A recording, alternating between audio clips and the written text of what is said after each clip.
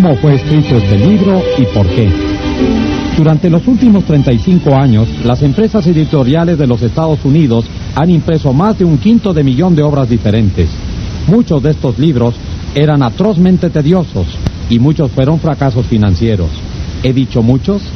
El presidente de una de las mayores editoriales del mundo me confesó que su compañía, después de 75 años de experiencia editorial, todavía pierde dinero con 7 de cada 8 libros que publica. ¿Por qué entonces he tenido la temeridad de escribir otro libro? Y después de escribirlo, ¿por qué se ha de molestar usted en leerlo? Preguntas justas, ambas, y trataré de contestarlas. Desde 1912 vengo dirigiendo cursos educativos para hombres y mujeres de negocios y profesionales en Nueva York. Al principio dirigí cursos sobre oratoria pública solamente.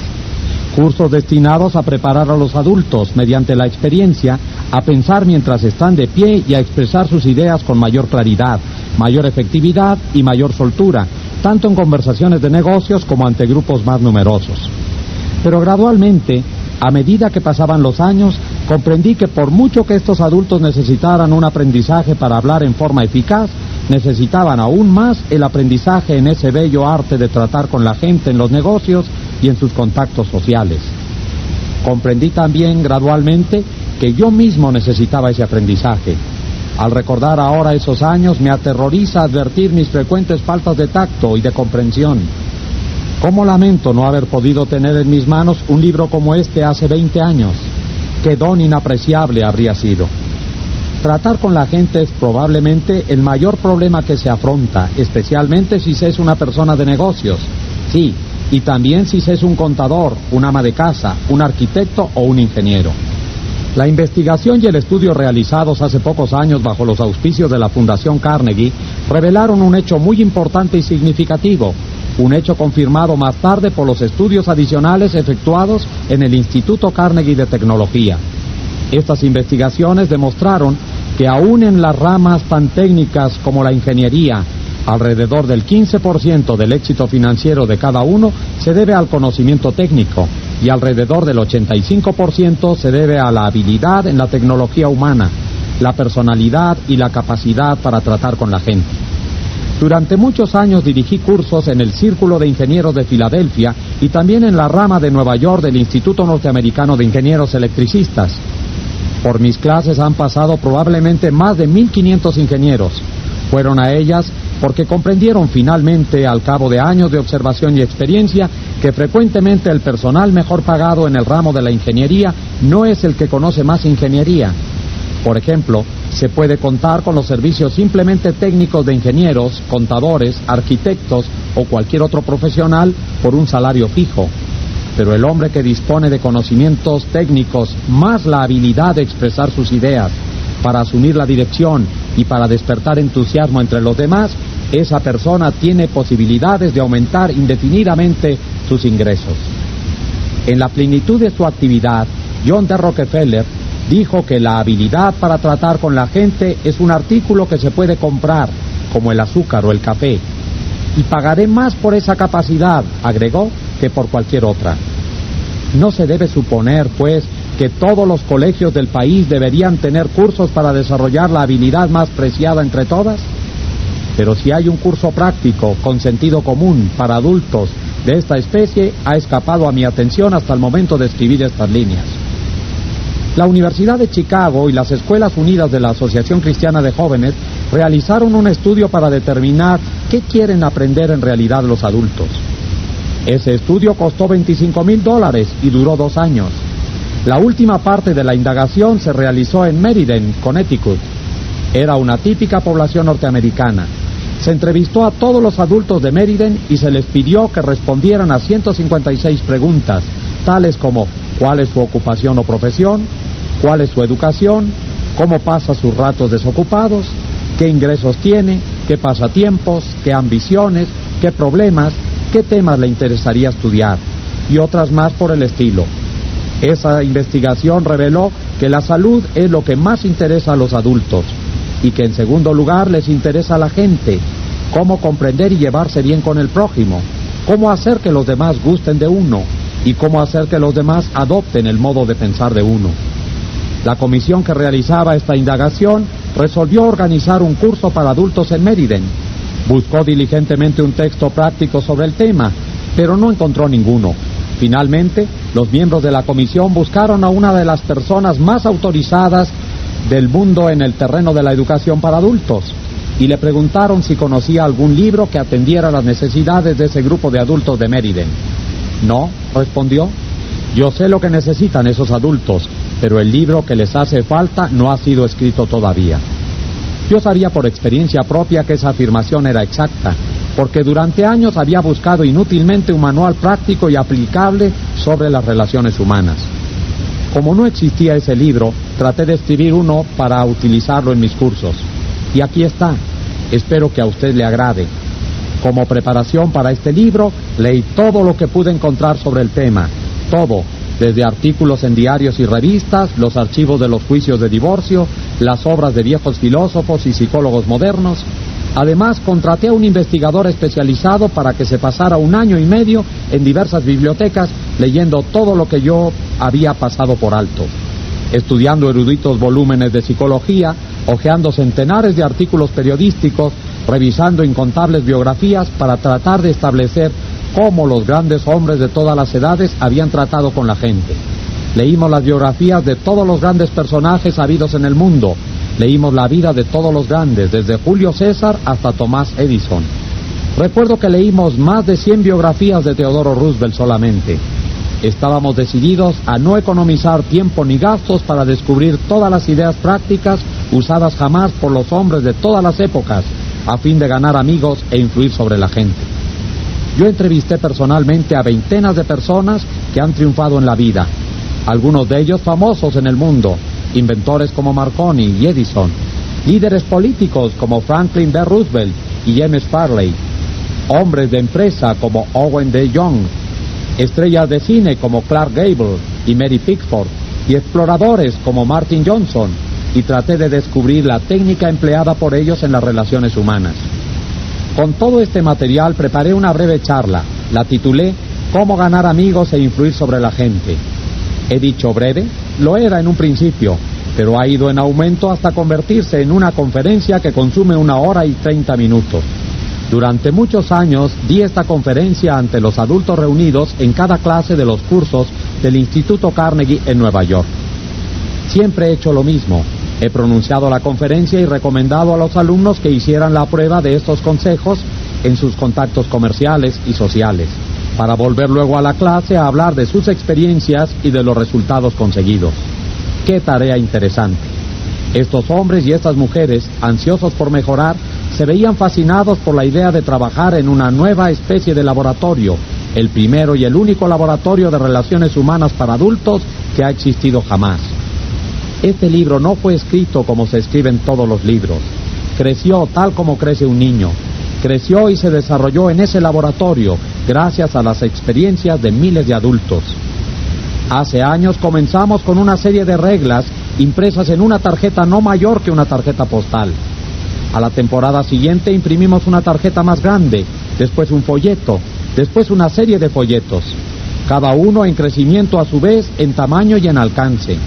Al cabo de 15 años de experimentos e investigaciones, tuvimos este libro. Las reglas que hemos fijado en él no son simples teorías o conjeturas, rinden resultados mágicos. Por increíble que parezca, he visto cómo la aplicación de estos principios revolucionaba literalmente la vida de muchas personas. Un ejemplo, un hombre con 314 empleados se inscribió en uno de estos cursos. Durante muchos años había mandado y criticado y censurado a sus empleados, sin trabas ni discreción. La bondad, las palabras de aprecio y de aliento eran ajenas a sus labios. Después de estudiar los principios en que se basa este libro, tal patrón alteró profundamente su filosofía de la vida. Su organización se ve inspirada ahora por una nueva lealtad, un nuevo entusiasmo, un nuevo espíritu de trabajo común. 314 enemigos se han convertido en 314 amigos. Ya lo dijo él, orgullosamente, en un discurso que pronunció ante la clase.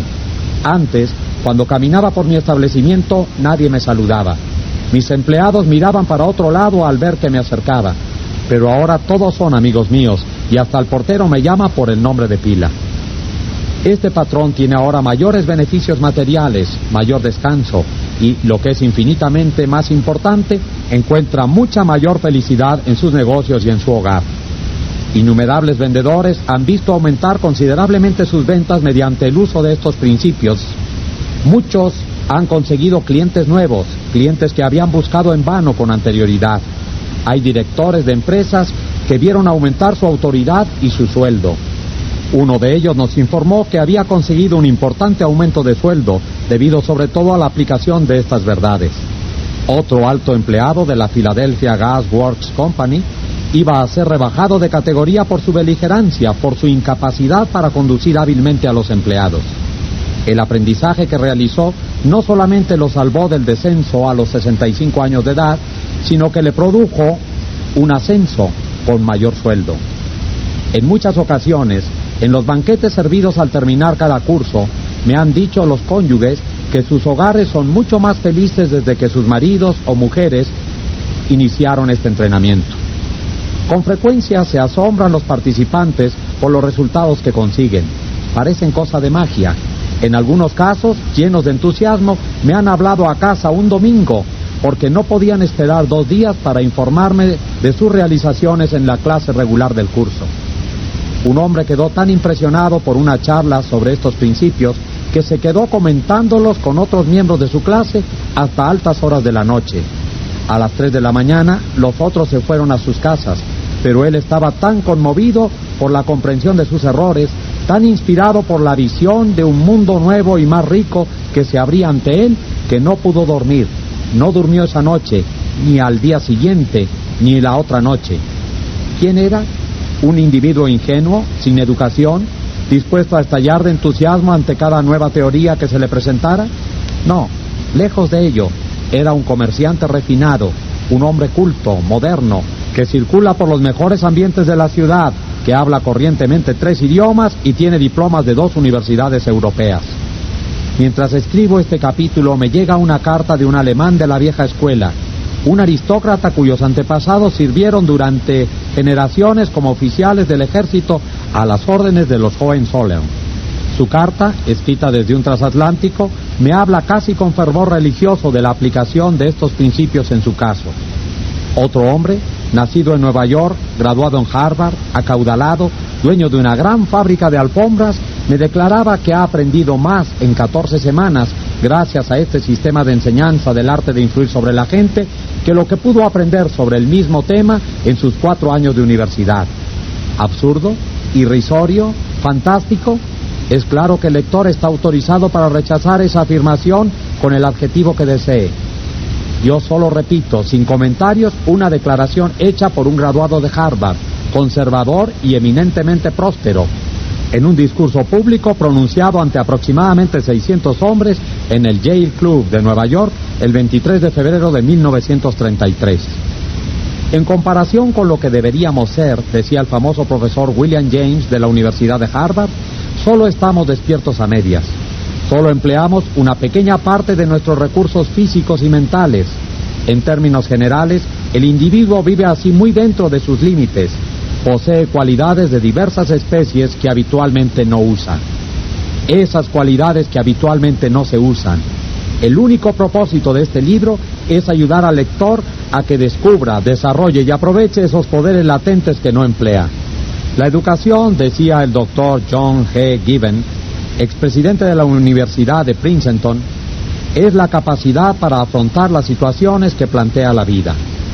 Si para cuando el lector haya terminado de leer los 3 primeros capítulos de este libro no se encuentra algo mejor equipado para afrontar las situaciones que plantea la vida, consideraré que este libro es un fracaso completo por cuanto atañe al lector, porque el gran objetivo de la educación, dijo Herbert Spencer, no es el conocimiento, sino la acción. Y este es un libro de acción. Cómo ganar amigos e influir sobre las personas, por Dale Carnegie.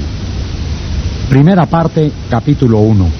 Si quieres recoger miel, no des puntapiés a la colmena.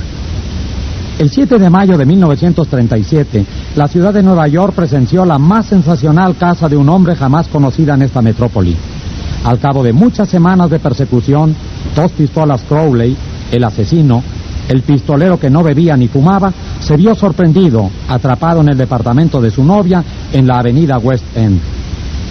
150 agentes de policía y pesquisas pusieron sitio a su escondite del último piso. Agujereando el techo, trataron de obligar a Crowley, el matador de vigilantes, a que saliera de ahí por efecto del gas lacrimógeno. Luego montaron ametralladoras en los edificios vecinos y durante más de una hora aquel barrio, uno de los más lujosos de Nueva York, reverberó con el estampido de los tiros de pistola y el tableteo de las ametralladoras. Crowley, agazapado tras un sillón bien acolchado, disparaba incesantemente contra la policía. 10,000 curiosos presenciaron la batalla. Nada parecido se había visto jamás en las aceras de Nueva York. Cuando Crowley fue finalmente capturado, el jefe de policía, Mulrooney, declaró que el famoso delincuente era uno de los criminales más peligrosos en la historia de Nueva York. Es capaz de matar, dijo, por cualquier motivo. Pero, ¿qué pensaba Dos Pistolas Crowley de sí mismo?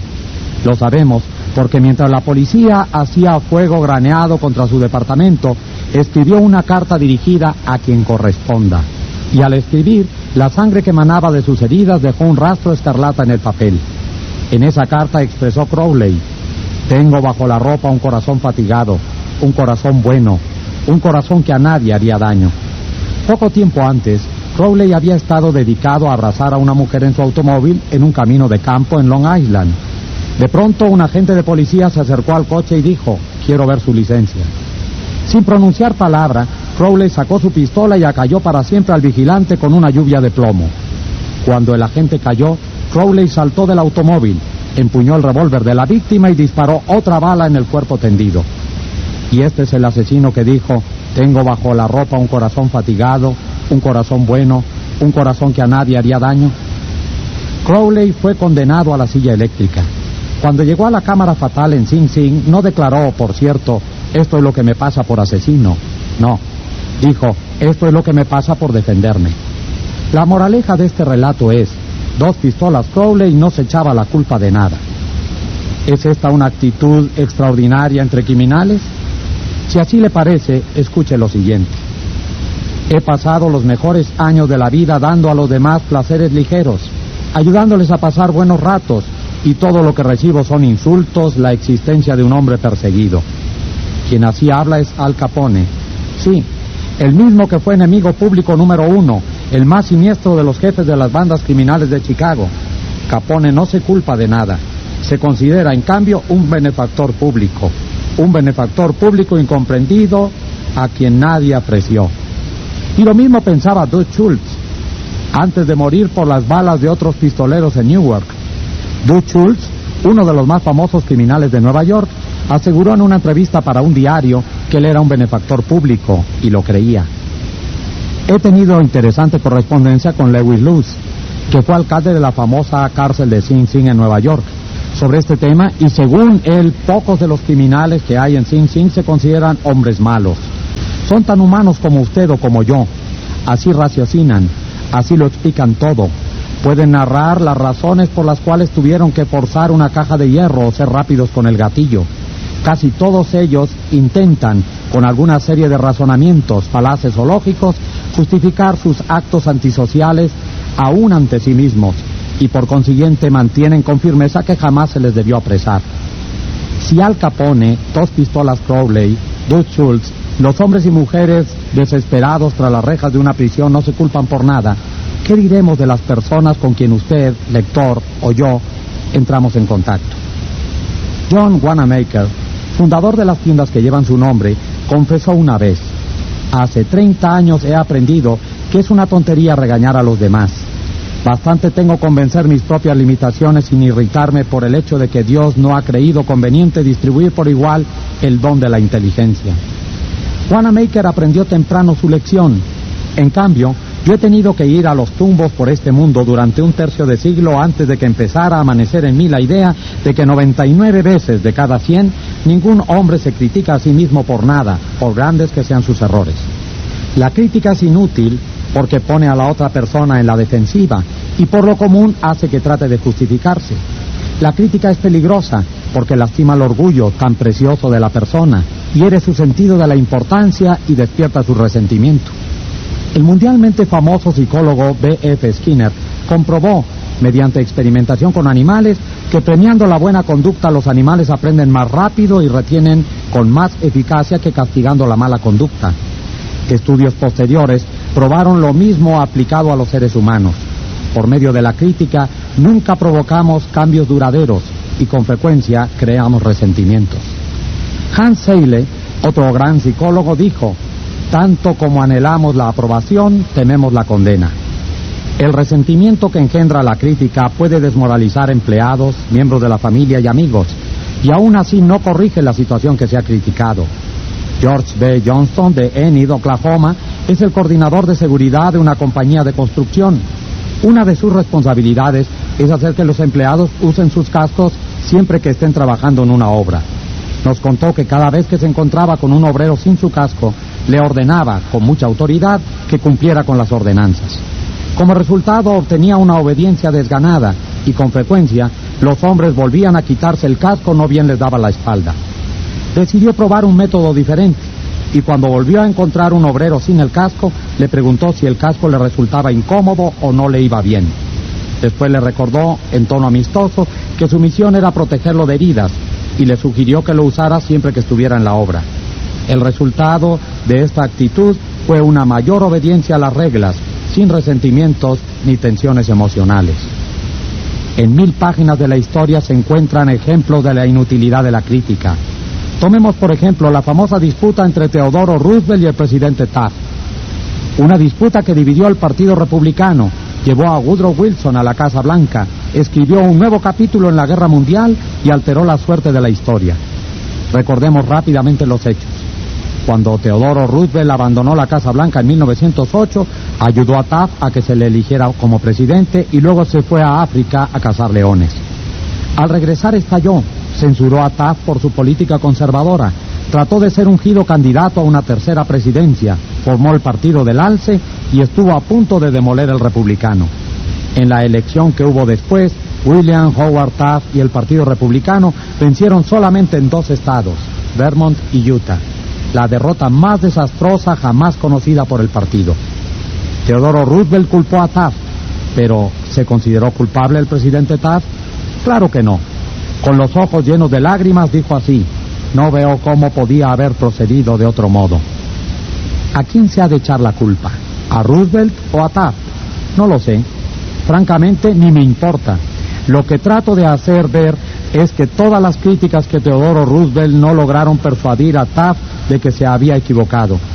Solo consiguieron que Taft tratara de justificarse y que reiterase con lágrimas en los ojos: no veo cómo podía haber procedido de otro modo. O tomemos el ejemplo del escándalo del Teapot Dome Oil. Fue un asunto que hizo clamar de indignación a los diarios del país durante los primeros años de la década de los 20. Conmovió a la nación entera.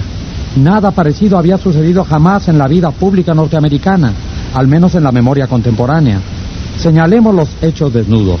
Albert Fall, secretario del Interior en el gabinete del presidente Harding, tenía a su cargo ceder en arriendo las reservas petroleras del gobierno en Elk Hill y Teapot Dome, unas reservas que se habían dejado aparte para su empleo futuro por la Armada.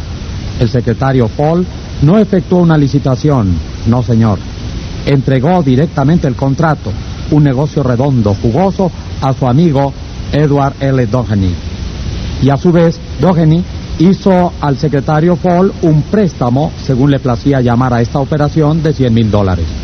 Luego, como la cosa más natural del mundo, el secretario Fall ordenó que las fuerzas de infantería de marina que había en la zona alejaran a los competidores cuyos pozos adyacentes absorbían petróleo de las reservas de Elk Hill.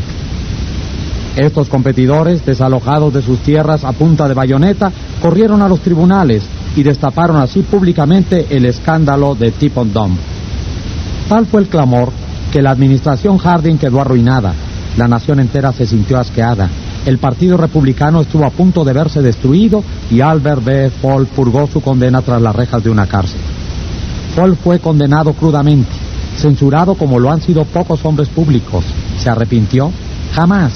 Años más tarde, Herbert Hoover dio a entender en un discurso público que la muerte del presidente Harding se había debido a la preocupación mental que sentía por la traición de un amigo. Cuando la señora Fall oyó esto, saltó de su silla, lloró, mostró los puños a su destino y gritó: ¿qué? ¿Harding traicionado por Paul? No, mi marido jamás traicionó a nadie. Todo el oro del mundo no alcanzaría a tentar a mi esposo a cometer un delito. Él fue el traicionado, a él fue a quien crucificaron. Ahí está, la naturaleza humana en acción, el malefactor que culpa a todos menos a sí mismo. Todos somos iguales, de modo que cuando usted o yo nos veamos inclinados un día cualquiera a criticar a alguien, recordemos a Al Capone, a Dos Pistolas Crowley y a Albert Paul. Comprendamos que las críticas son como palomas mensajeras, siempre vuelven al nido. Comprendamos que la persona a quien queremos corregir y censurar tratará de justificarse probablemente y de censurarnos a su vez.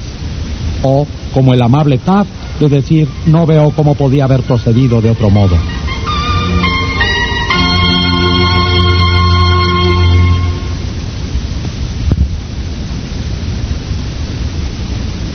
En la mañana del sábado del 15 de abril de 1865, Abraham Lincoln yacía moribundo en el dormitorio de una pobre casa de hospedaje frente al Teatro Ford, donde Booth había atentado contra él. El largo cuerpo de Lincoln estaba tendido en diagonal a través de una vieja cama que era demasiado corta para él. Una mala reproducción del famoso cuadro La Feria de Caballos de Rosa Bonheur pendía sobre la cama, y un mortecino mechero de gas daba escasa luz amarillenta. Cuando Lincoln agonizaba, el secretario de guerra, Stanton, dijo: aquí yace el más perfecto gobernante que ha conocido jamás el mundo. ¿Cuál era el secreto de los triunfos de Lincoln en su trato con los hombres? Yo he estudiado durante 10 años la vida de Abraham Lincoln y dediqué 3 años enteros a escribir y repasar un libro titulado Lincoln el Desconocido. Creo haber hecho un estudio tan detallado y minucioso de la personalidad y la vida privada de Lincoln como es posible que haga un ser humano. Realicé un estudio especial del método de Lincoln para tratar con sus semejantes.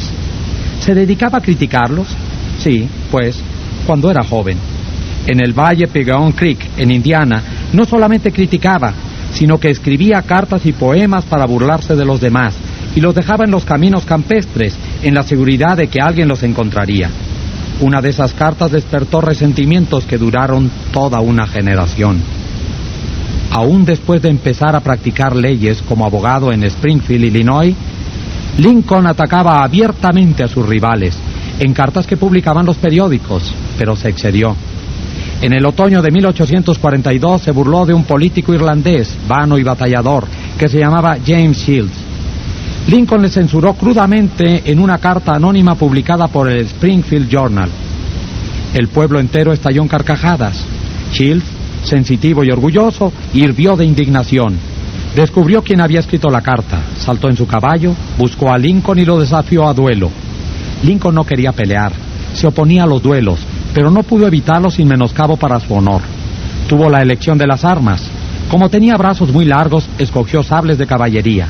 Tomó lecciones de esgrima de un militar de West Point y el día señalado, él y Shields se encontraron en un banco de arena del Mississippi dispuestos a luchar hasta la muerte. Por fortuna, a último momento intervinieron los padrinos y evitaron el duelo. Ese fue el incidente personal más significativo en la vida de Lincoln. Resultó para él una lección de valor incalculable en el arte de tratar con los demás. Nunca volvió a escribir una carta insultante, nunca volvió a burlarse del prójimo, y desde entonces casi nunca criticó a los demás. Una vez tras otra, durante la Guerra Civil, Lincoln puso un nuevo general al frente del ejército del Potomac, y cada uno a su turno, McClellan, Pope, Burnside, Hooker, Meade, cometió algún trágico error e hizo que Lincoln recorriera su despacho a grandes pasos, presa de la desesperación. Media nación censuraba acremente a esos generales incompetentes, pero Lincoln, sin malicia para nadie, con caridad para todos, conservaba la calma. Una de sus máximas favoritas era: no juzguéis si no queréis ser juzgados. Y cuando la señora Lincoln y otras personas hablaban duramente de la gente del sur de los Estados Unidos, Lincoln respondía: no los censuréis, son tal como seríamos nosotros en circunstancias similares. Pero si un hombre ha tenido alguna vez la ocasión de criticar, ese hombre ha sido Lincoln, a buen seguro. Tomemos un ejemplo: la batalla de Gettysburg. Se libró en los primeros 3 días de julio de 1863. En la noche del 4 de julio, Lee comenzó su retirada hacia el sur, en tanto que una gran tormenta inundaba de lluvia la tierra. Cuando Lee llegó al Potomac con su ejército en derrota, encontró un río hinchado, embravecido, imposible de pasar, ante sus tropas y un ejército unionista victorioso tras ellas. Lee estaba como en una trampa. No podía escapar. Lincoln lo advirtió. Ahí se presentaba la oportunidad como enviada por el cielo, la oportunidad de copar al ejército de Lee y poner término inmediato a la guerra. Así, pues, con un hálito de gran esperanza, Lincoln ordenó a Meade que no convocara un consejo de guerra, que atacara inmediatamente a Lee. Lincoln telegrafió esas órdenes y envió un mensaje especial a Meade para instarlo a la acción instantánea. ¿Qué hizo el general Meade? Exactamente lo contrario de lo que se le decía. Convocó un consejo de guerra en directa violación a las órdenes de Lincoln. Vaciló, esperó, telegrafió todas sus excusas. Se negó rotundamente a atacar a Lee. Por fin bajaron las aguas y Lee escapó a través del Potomac con sus fuerzas. Lincoln estaba furioso. ¿Qué es esto?, gritó a su hijo Robert. ¡Gran Dios! ¿Qué es esto? Los teníamos al alcance de las manos. Solo teníamos que estirarlas para que cayeran en nuestro poder. Y sin embargo, nada de lo que dije o hice logró que el ejército avanzara. En esas circunstancias, cualquier general podría haber vencido a Lee. Si yo hubiera ido, yo mismo lo podría haber derrotado. Con acerbo desencanto, Lincoln se sentó a escribir esta carta a Meade. Y recuérdese que en este periodo de su vida era sumamente conservador y remiso en su fraseología. De modo que esta carta, escrita por Lincoln en 1863, equivalía al reproche más severo. Mi querido general, no creo que comprenda usted la magnitud de la desgracia que representa la retirada de Lee. Estaba a nuestro alcance y su captura hubiera significado, en unión con nuestros otros triunfos recientes, el fin de la guerra. Ahora la guerra se prolongará indefinidamente.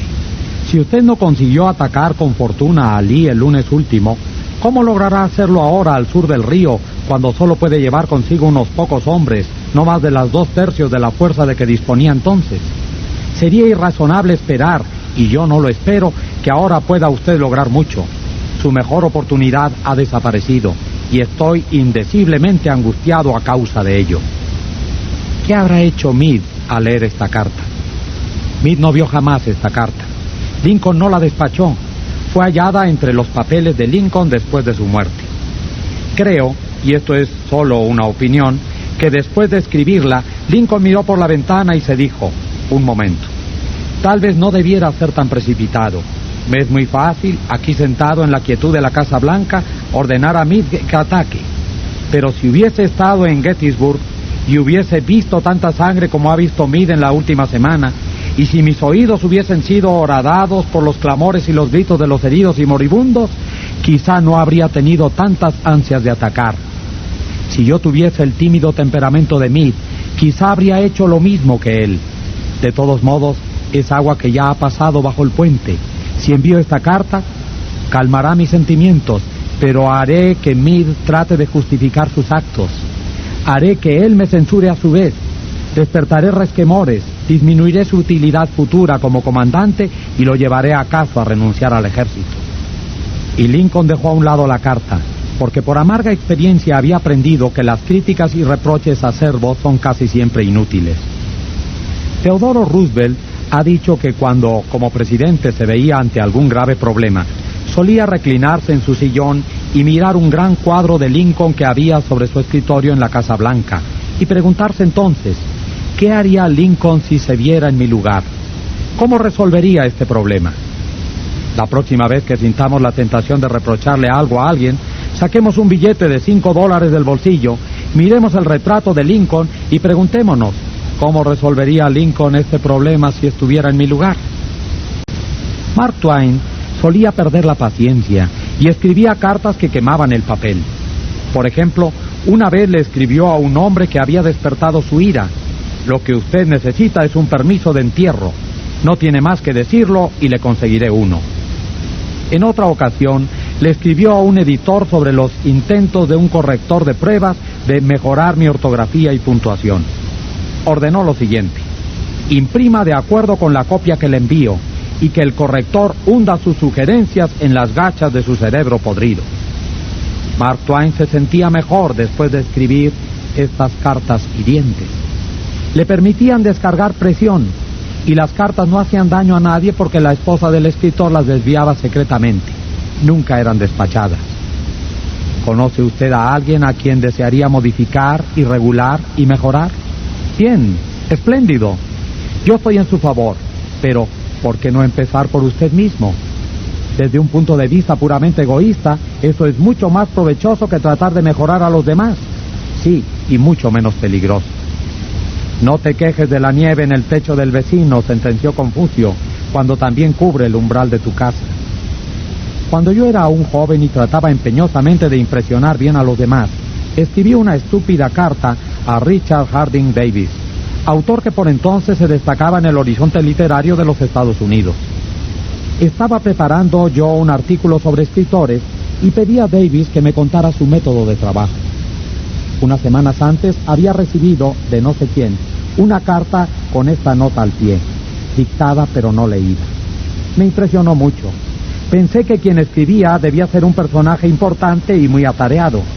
Yo no lo era, pero deseaba causar gran impresión a Richard Harding Davis y terminé mi breve nota con las palabras dictada pero no leída. Él no se preocupó siquiera por responderme. Me devolvió mi nota con esta frase cruzada al pie: su mala educación solo es superada por su mala educación. Es cierto que yo había cometido un error y quizá mereciera el reproche, pero por ser humano me hirió. Me hirió tanto que 10 años más tarde, cuando leí la noticia de la muerte de Richard Harding Davis, la única idea que persistía en mi ánimo, me avergüenza admitirlo, era el reproche que me había hecho. Si usted o yo queremos despertar mañana un resentimiento que puede perdurar décadas y seguir ardiendo hasta la muerte, no tenemos más que hacer alguna crítica punzante. Con eso basta, por seguros que estemos de que la crítica sea justificada. Cuando tratamos con la gente, debemos recordar que no tratamos con criaturas lógicas. Tratamos con criaturas emotivas, criaturas erizadas de prejuicios e impulsadas por el orgullo y la vanidad. Las críticas acerbas hicieron que el sensitivo Thomas Hardy, uno de los más notables novelistas que han enriquecido la literatura inglesa, dejara de escribir novelas para siempre. Las críticas llevaron a Thomas Chatterton, el poeta inglés, al suicidio. Benjamin Franklin, carente de tacto en su juventud, llegó a ser tan diplomático, tan diestro para tratar con la gente, que se le nombró embajador norteamericano en Francia. ¿El secreto de su éxito? No hablaré mal de hombre alguno, dijo, y de todo diré todo lo bueno que sepa. Cualquier tonto puede criticar, censurar y quejarse, y casi todos los tontos lo hacen. Pero se necesita carácter y dominio de sí mismo para ser comprensivo y capaz de perdonar. Un gran hombre, aseguró Carlyle, demuestra su grandeza por la forma en que trata a los pequeños. Bob Hoover, famoso piloto de pruebas y actor frecuente en espectáculos de aviación, volvía una vez a su casa en Los Ángeles de uno de esos espectáculos que se había realizado en San Diego. Tal como se describió el accidente en la revista Operaciones de Vuelo, a 100 metros de altura, los dos motores se apagaron súbitamente. Gracias a su habilidad, Hoover logró aterrizar, pero el avión quedó seriamente dañado, pese a que ninguno de sus ocupantes resultó herido.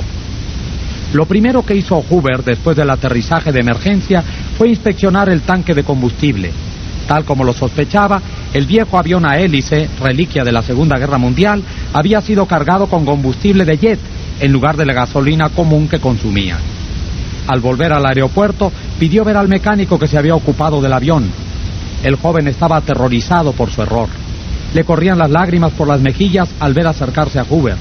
Su equivocación había provocado la pérdida de un avión muy costoso y podría haber causado la pérdida de 3 vidas. Es fácil imaginar la ira de Hoover. Es posible suponer la tormenta verbal que podía provocar semejante descuido en ese preciso y soberbio piloto. Pero Hoover no le reprochó nada, ni siquiera lo criticó. En lugar de eso, puso su brazo sobre los hombros del muchacho y le dijo: para demostrarle que estoy seguro de que nunca volverá a hacerlo, quiero que mañana se ocupe de mi F-51. Con frecuencia los padres se sienten tentados a criticar a sus hijos. Quizá el lector espera que yo le diga, no lo haga, pero no lo haré. Solo voy a decirle que antes de criticarlo, lea uno de los clásicos del periodismo norteamericano, Papá Olvida. Apareció por primera vez como editorial en el diario People's Home Journal. Lo volveremos a publicar con permiso del autor, tal como fuera condensado en la revista Selecciones del Reader's Digest. Papá Olvida es una de esas piececitas que, escritas en un momento de sentimiento sincero, da en la cuerda sentimental de tantos lectores que termina siendo un trozo favorito. Desde que apareció por primera vez hace unos 15 años, ha sido reproducida, nos dice el autor, W. Livingston Lerner, en centenares de revistas y diarios del país entero. También se le ha publicado en infinidad de veces en muchos idiomas extranjeros. Ha dado permiso para que se la leyera en aulas, iglesias y conferencias. Se la ha transmitido muchas veces por radiotelefonía. Ha aparecido en revistas y periódicos de colegios y escuelas. Papá Olvida. Escucha, hijo, voy a decirte esto mientras duermes. Una manecita metida bajo la mejilla y los rubios rizos pegados a tu frente humedecida. He entrado solo a tu cuarto. Hace unos minutos, mientras leía mi diario en la biblioteca, sentí una ola de remordimiento que me ahogaba. Culpable, vine junto a tu cama. Esto es lo que pensaba, hijo. Me enojé contigo. Te regañé cuando te vestías para ir a la escuela, porque apenas te mojaste la cara con una toalla. Te regañé porque no te limpiaste los zapatos. Te grité porque dejaste caer algo al suelo. Durante el desayuno te regañé también. Volgaste las cosas, tragaste la comida sin cuidado, pusiste los codos sobre la mesa, untaste demasiado el pan con mantequilla y cuando te ibas a jugar y yo salí a tomar el tren, te volviste y me saludaste con la mano y dijiste, adiós, papito. Y yo fruncí el entrecejo y te respondí, ten erguidos los hombros. Al caer la tarde todo empezó de nuevo. Al acercarme a casa te vi, de rodillas, jugando en la calle. Tenías agujeros en las medias. Te humillé ante tus amiguitos al hacerte marchar a casa delante de mí. Las medias son caras, y si tuvieras que comprarlas tú, serías más cuidadoso. Pensar, hijo, que un padre diga eso. ¿Recuerdas más tarde cuando yo leía en la biblioteca y entraste tímidamente con una mirada de perseguido? Cuando levanté la vista del diario, impaciente por la interrupción, vacilaste en la puerta. ¿Qué quieres ahora?, te dije bruscamente. Nada respondiste. Pero te lanzaste en tempestuosa carrera y me echaste los brazos al cuello y me besaste y tus bracitos me apretaron con un cariño que Dios había hecho florecer en tu corazón y que ni aun el descuido ajeno podía agostar. Y luego te fuiste a dormir con breves pasitos ruidosos por la escalera. Bien, hijo, poco después fue cuando se me cayó el diario de las manos y entró en mí un terrible temor. ¿Qué estaba haciendo de mí la costumbre? La costumbre de encontrar defectos, de reprender. ¿Esta era mi recompensa a ti por ser un niño? No era que yo no te amara, era que esperaba demasiado de ti y medía según la vara de mis años maduros. Y hay tanto de bueno y de bello y de recto en tu carácter. Ese corazoncito tuyo es grande como el sol que nace entre las colinas. Así lo demostraste con tu espontáneo impulso de correr a besarme esta noche. Nada más que eso importa esta noche, hijo. He llegado hasta tu camita en la oscuridad y me he arrodillado, lleno de vergüenza. Es una pobre explicación. Sé que no comprenderías estas cosas si te las dijera cuando estás despierto, pero mañana seré un verdadero papito. Seré tu compañero y sufriré cuando sufras y reiré cuando rías. Me morderé la lengua cuando esté por pronunciar palabras impacientes. No haré más que decirme como si fuera un ritual. No es más que un niño pequeñito. Temo haberte imaginado hombre, pero al verte ahora, hijo, acurrucado, fatigado en tu camita, veo que eres un bebé todavía. Ayer estabas en los brazos de tu madre, con la cabeza en su hombro. He pedido demasiado, demasiado. En lugar de censurar a la gente, tratemos de comprenderla, tratemos de imaginarnos por qué hacen lo que hacen. Eso es mucho más provechoso y más interesante que la crítica, y de ello surge la simpatía, la tolerancia y la bondad. Saberlo todo es perdonarlo todo. Ya dijo el doctor Johnson, el mismo Dios, Señor, no se propone juzgar al hombre hasta el fin de sus días. Entonces, ¿por qué hemos de juzgarlo usted o yo? Regla 1. No critique, no condene, ni se queje. Capítulo 2. El gran secreto para tratar con la gente. Solo hay un medio para conseguir que alguien haga algo. ¿Se ha detenido usted alguna vez a meditar en esto? Sí, un solo medio, y es el de hacer que el prójimo quiera hacerlo. Recuerde que no hay otro medio. Es claro que usted puede hacer que un hombre quiera entregarle su reloj poniéndole un revólver en el pecho. Puede hacer también que un empleado le preste su cooperación hasta que usted le vuelva la espalda si amenaza con despedirlo. Puede hacer que un niño haga lo que usted quiere si empuña un látigo o lo amenaza. Pero estos métodos tan crudos tienen repercusiones muy poco deseables. La única que es importante es una de las principales diferencias que distinguen a los hombres de los animales. Demos un ejemplo. Cuando yo era niño, en una granja de Missouri, mi padre criaba cerdos Duroc Jersey y vacas Hereford, de pedigrí.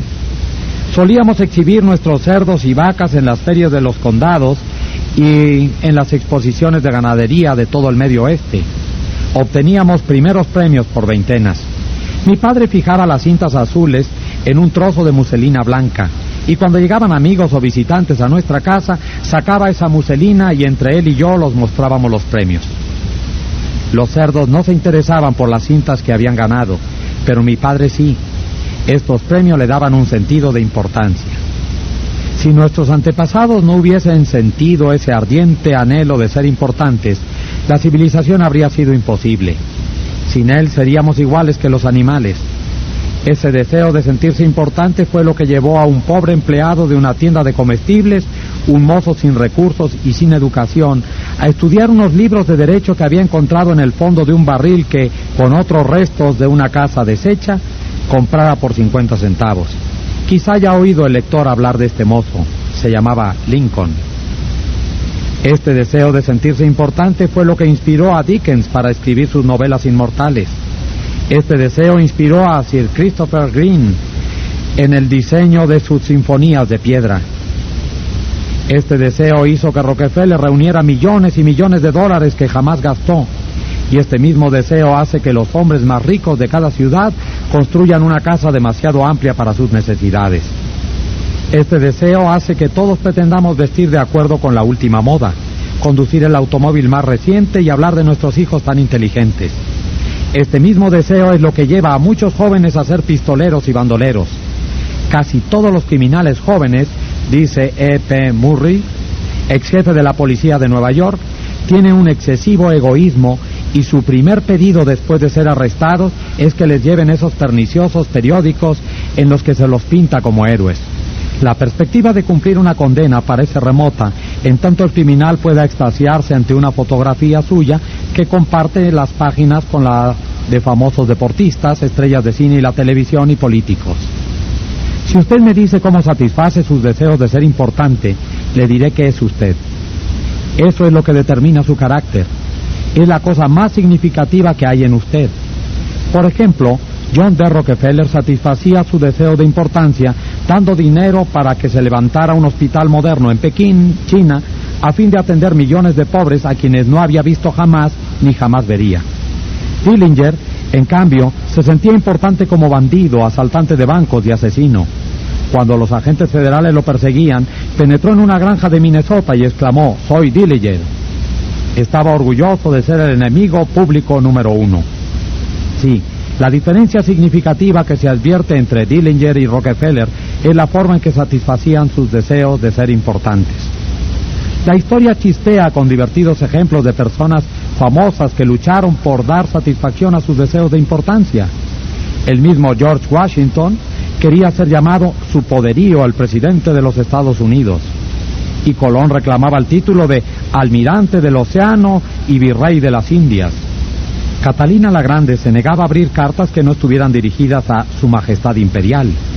Y la señora de Lincoln en la Casa Blanca se volvió una vez hacia la señora de Grant como una tigresa y gritó: «¿Cómo se atreve usted a sentarse en mi presencia sin que la haya invitado a hacerlo?». Nuestros millonarios ayudaron al almirante Byrd a financiar su expedición al Antártico en 1928 con la condición de que las caletas y montañas heladas fueran bautizadas con sus nombres. Y Víctor Hugo aspiraba a que la ciudad de París, nada menos, fuera rebautizada con su nombre.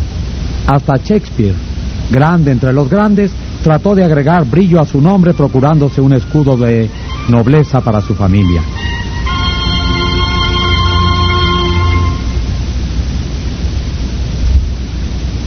Hay personas que se convierten en inválidos para obtener simpatía y atención y satisfacer así sus deseos de importancia. Por ejemplo, tomemos a la señora McKinley. Se sentía importante al obligar a su esposo, el presidente de los Estados Unidos, a descuidar importantes asuntos de Estado para reclinarse junto a su cama, un brazo en torno a su cuerpo, hasta que la hiciera dormir. Alimentaba su deseo de ser atendida, insistiendo en que el presidente permaneciera con ella mientras se hacía arreglar los dientes. Y una vez provocó una tormentosa escena cuando McKinley tuvo que dejarla sola con el dentista para acudir a una cita con John Hay, su secretario de Estado. La escritora Mary Roberts Reinhardt me contaba una vez el caso de una mujer joven, inteligente, vigorosa, que quedó postrada en cama a fin de satisfacer sus deseos de sentirse importante. Un día, relata la señora Reinhardt, esta mujer se vio obligada a afrontar algo, acaso su edad y el hecho de que nunca se casaría. Contempló los años solitarios que tenía por delante y en lo poco que le quedaba por esperar. Se metió en la cama y durante 10 años su anciana madre subió y bajó escaleras para cuidarla, alimentarla, atenderla en su habitación de un tercer piso. Por fin un día la madre, fatigada de tanto que hacer, enfermó y a poco murió. Durante una semana languideció la inválida, después se levantó, se vistió y volvió a vivir. Algunas autoridades declaran que ciertas personas pueden llegar a la demencia a fin de encontrar en sus sueños el sentido de importancia que les ha sido negado en el áspero mundo de la realidad. Hay en los hospitales de los Estados Unidos más enfermos mentales que de todas las otras enfermedades juntas. ¿Cuáles son las causas de la demencia?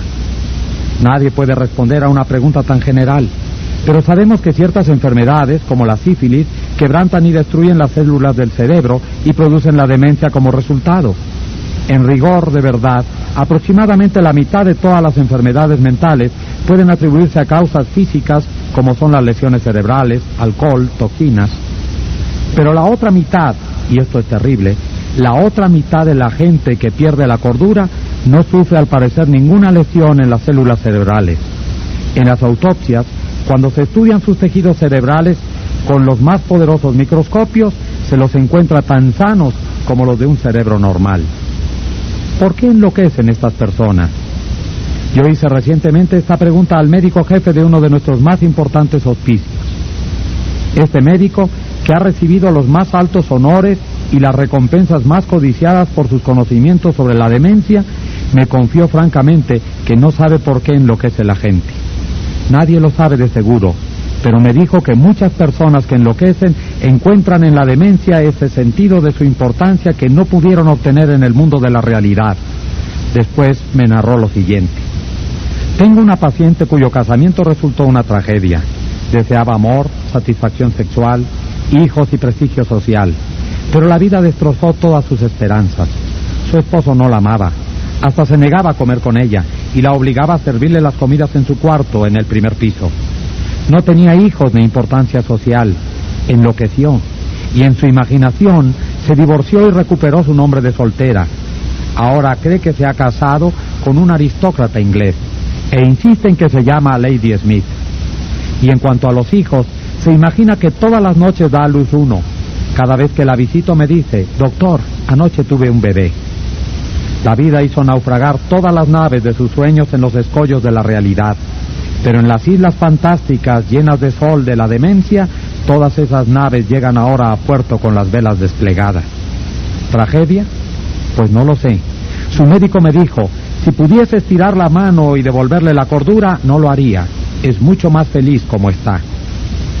Si algunas personas tienen tanta sed de importancia que llegan a la demencia, imaginemos los milagros que usted o yo podremos lograr si damos al prójimo una honrada apreciación de su importancia del otro lado de la demencia.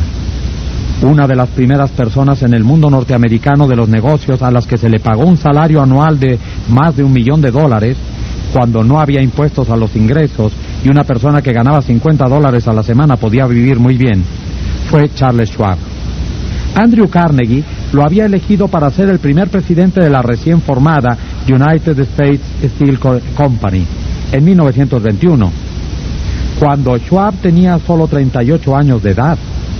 Posteriormente, Schwab partió a la US Steel para hacerse cargo de la Bethlehem Steel Company, en ese momento cargada de problemas, y la reconstruyó hasta volverla una de las compañías de mejor balance en el país.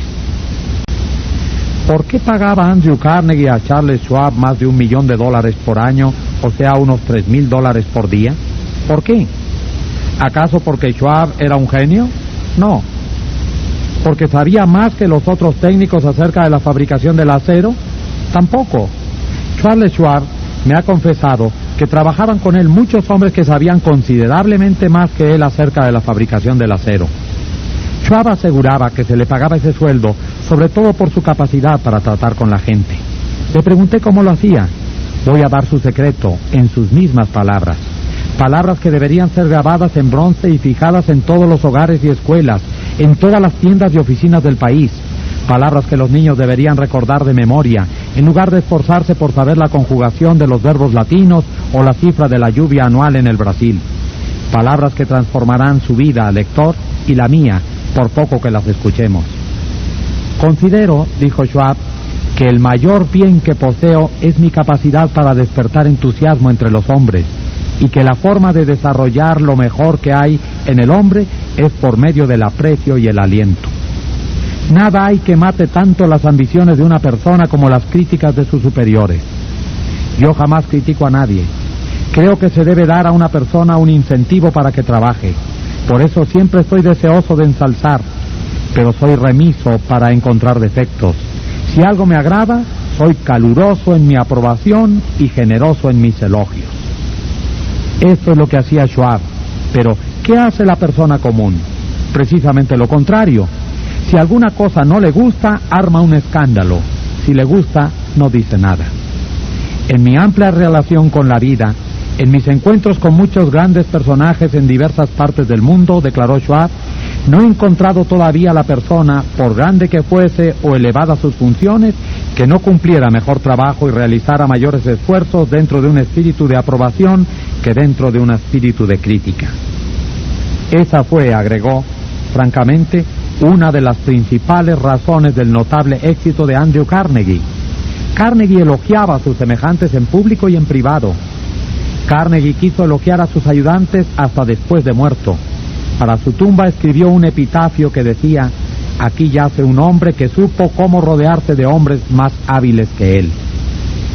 La apreciación sincera fue uno de los secretos del buen éxito de Rockefeller en su trato con la gente.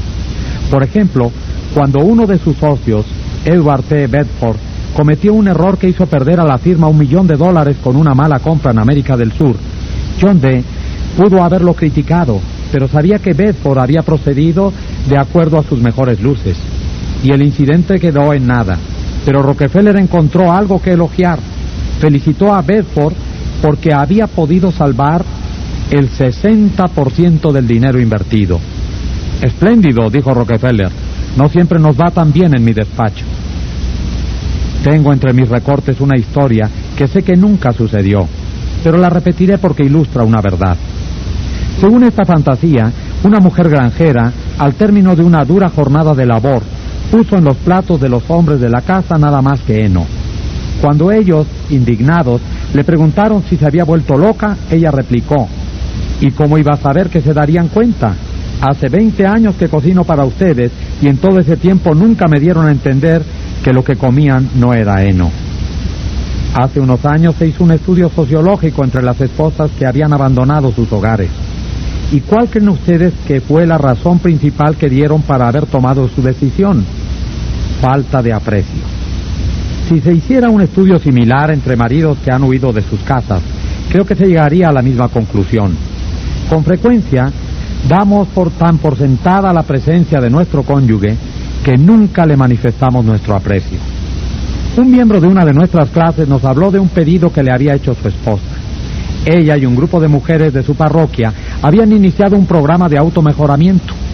Le pidió a su marido que le ayudara haciéndole una lista de 6 cosas que creyera que ella podía hacer para ser una mejor esposa.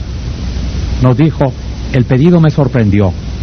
Francamente, me habría sido fácil enumerar 6 cosas que me habría gustado ver cambiar en ella.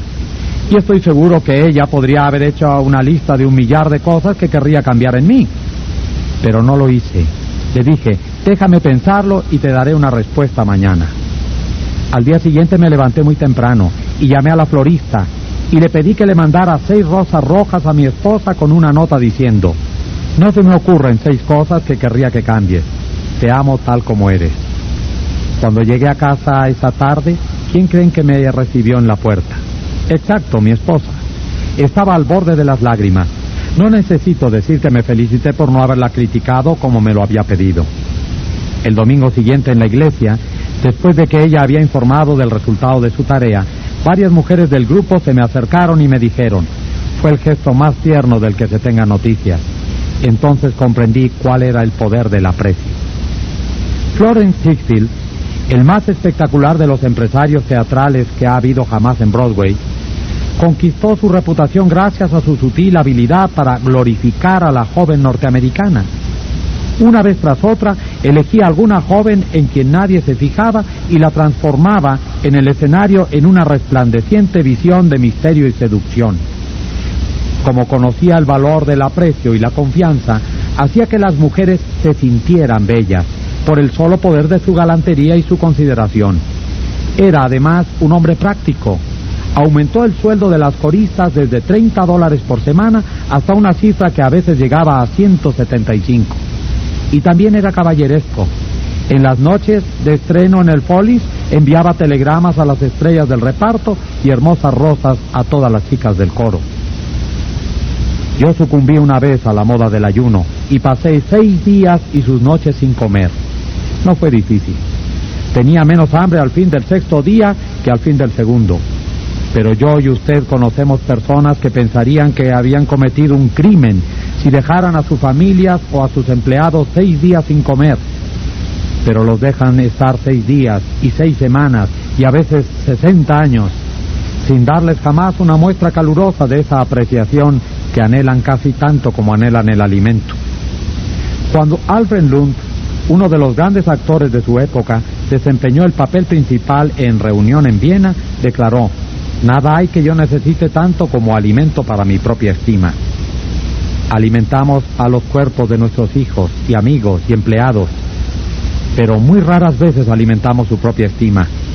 Les damos carne y papas para que tengan energía, pero descuidamos darles amables palabras de aprecio que cantarían durante años en su recuerdo. Paul Harvey, en una de sus transmisiones radiales, El resto de la historia, cuenta cómo una apreciación sincera puede cambiar la vida de una persona. Contó que años atrás un maestro de Detroit le pidió a Steve Morris que lo ayudara a encontrar un ratoncito que se había escapado en el aula de clase. El maestro apreciaba el hecho de que la naturaleza le había dado a Steve algo que ningún otro alumno tenía. La naturaleza le había dado a Steve un notable par de oídos para compensar la ceguera de sus ojos. Pero esta fue la primera ocasión en que Steve sintió que se apreciara la fineza de su oído. Ahora, años después, dice que este acto de aprecio fue el comienzo de una nueva vida.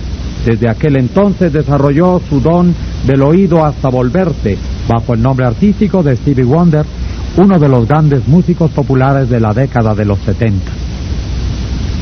Algunos lectores están diciendo ahora mismo, al leer estas líneas: cosas viejas, elogios, adulaciones.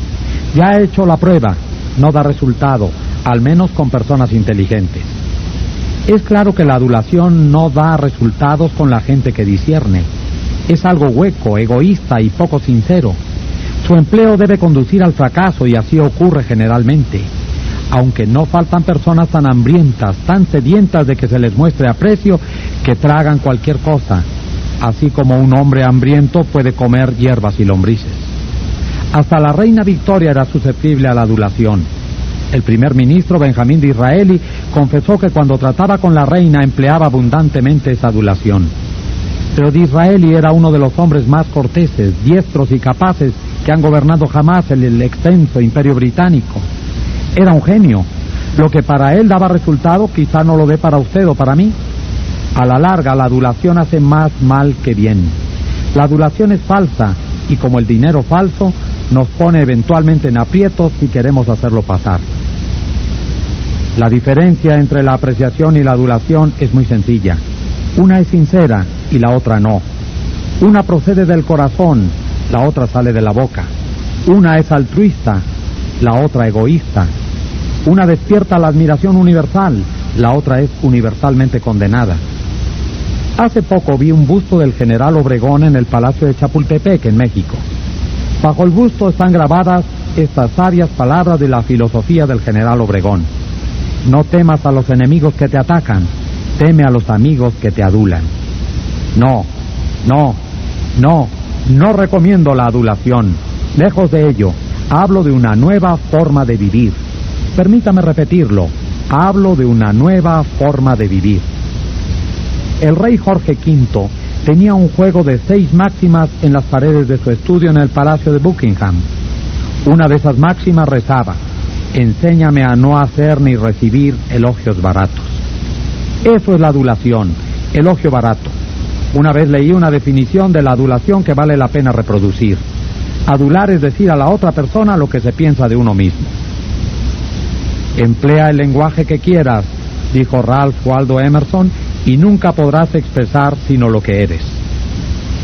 Si lo que deberíamos hacer fuera solo emplear la adulación, el mundo entero aprendería a hacerlo enseguida y todos seríamos peritos en relaciones humanas.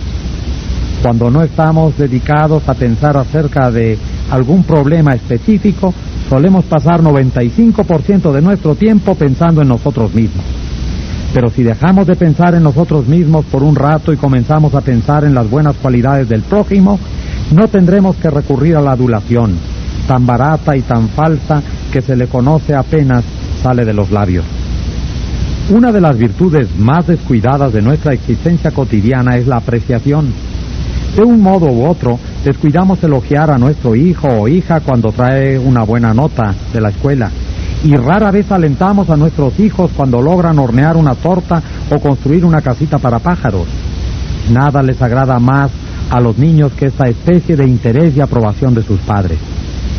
La próxima vez que usted disfrute de una buena cena en su club, mándele sus felicitaciones al chef, y cuando un vendedor fatigado le muestre una cortesía inusual, no deje de agradecérsela. Todo sacerdote, conferencista u orador público sabe lo descorazonador que resulta entregarse a un público y no recibir de éste ningún comentario apreciativo. Y lo que se aplica a profesionales se aplica doblemente a obreros en oficinas, negocios y talleres, y entre nuestras familias y amigos. En nuestras relaciones interpersonales nunca deberíamos olvidar que todos nuestros interlocutores son seres humanos y como tales hambrientos de apreciación. Es la ternura legal que disfrutan todas las almas. Trate de dejar un rastro de pequeñas chispas de gratitud en sus jornadas. Le sorprenderá ver cómo encienden pequeñas llamas de amistad que vuelven a brillar en sus próximas visitas. Pamela Dunham, de New Fairfield, Connecticut, tenía entre las responsabilidades de su empleo la supervisión de un peón de limpieza que estaba haciendo un trabajo muy deficiente. Los otros empleados se burlaban de este joven y descuidaban especialmente la limpieza de las instalaciones para demostrar qué mal hacía su trabajo. Las cosas habían llegado a un punto en que se había empezado a perder tiempo productivo. Pamela probó varios modos de motivar a esta persona sin éxito. Notó que en una ocasión hizo especialmente bien su trabajo. Entonces lo elogió en presencia de otra gente. A partir de ahí el trabajo empezó a mejorar y muy pronto el joven cumplía eficientemente con sus tareas. Hoy día hace un excelente trabajo y recibe el aprecio y reconocimiento que merece. La apreciación honesta logró resultados allí donde la crítica y el ridículo lo habían fallado. Herir a la gente no solo no la cambia, sino que es una tarea que nadie nos agradecerá. Hay un viejo dicho que yo he escrito en una hoja y pegado en el espejo del baño, donde lo veo todos los días. Pasaré una sola vez por este camino, de modo que cualquier bien que pueda hacer o cualquier cortesía que pueda tener para con cualquier ser humano, que sea ahora.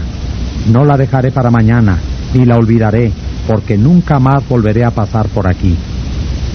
Emerson dijo: todo hombre que conozco es superior a mí en algún sentido.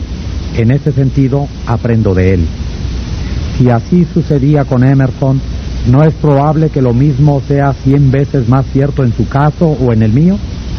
Dejemos de pensar en nuestras realizaciones y nuestras necesidades. Tratemos de pensar en las buenas cualidades de la otra persona. Olvidemos entonces la adulación. Demos prueba de una apreciación honrada, sincera, de esas cualidades. Seamos calurosos en la aprobación y generosos en el elogio. Y la gente acogerá con cariño nuestras palabras y las atesorará y las repetirá toda una vida, años después de haberlas olvidado nosotros. Regla 2. Demuestre aprecio honrado y sincero. Capítulo 3. Quien puede hacer esto tiene al mundo entero consigo. Quien no puede, marcha solo por el camino. Yo iba a pescar al estado de Maine todos los veranos. Personalmente, me gustan sobremanera las fresas con crema, pero por alguna razón misteriosa los peces prefieren las lombrices. Por eso, como cuando voy de pesca no pienso en lo que me gusta a mí, sino en lo que prefieren los peces, no cebo el anzuelo con fresas y crema. En cambio, balanceo una lombriz o saltamontes frente al pez y le digo, ¿te gustaría comer esto? ¿Por qué no proceder con igual sentido común cuando se trata de pescar gente?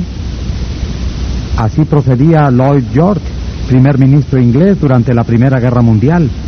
Cuando alguien le preguntó cómo había conseguido continuar en el poder después de que todos los demás jefes de la guerra, Wilson, Orlando, Clemenceau, habían desaparecido en el olvido, respondió que si se podía atribuir su permanencia en la cumbre a alguna cosa, esa era probablemente el hecho de que había aprendido que era necesario poner en el anzuelo el cebo capaz de satisfacer al pez.